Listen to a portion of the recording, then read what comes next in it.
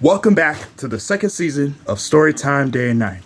Now, I have been read my river, and Turtle has secret ears already.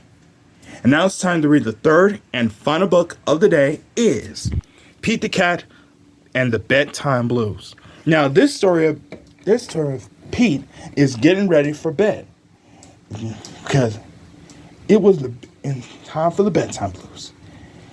And this is going to be my first time ever read this. And I hope you're going to love it. So, let's get started with reading.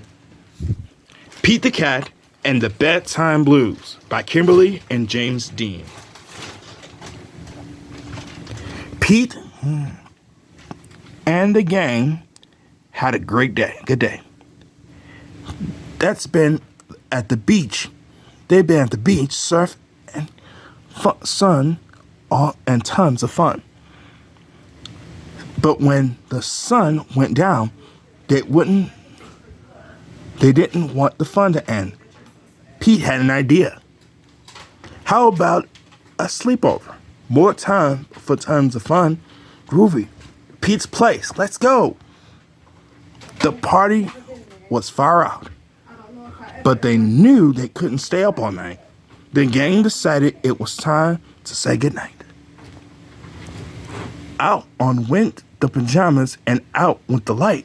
Good night, Gus. Good night, Alligator. Good night, Toad. Good night, Pete. Pete was just about to catch some Z's when clap, clap, clap. Who did that?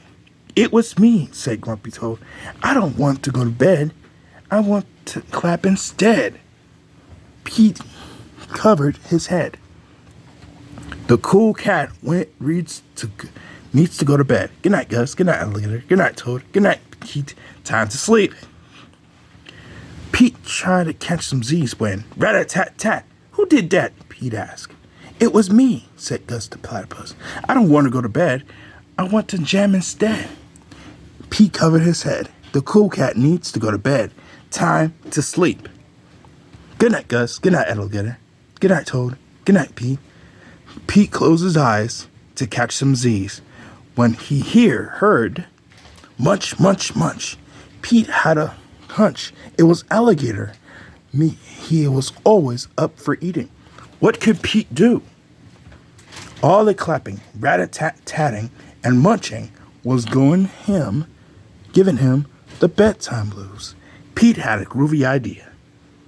He got out of his favorite bedtime story and started to read, first to himself and then to the gang.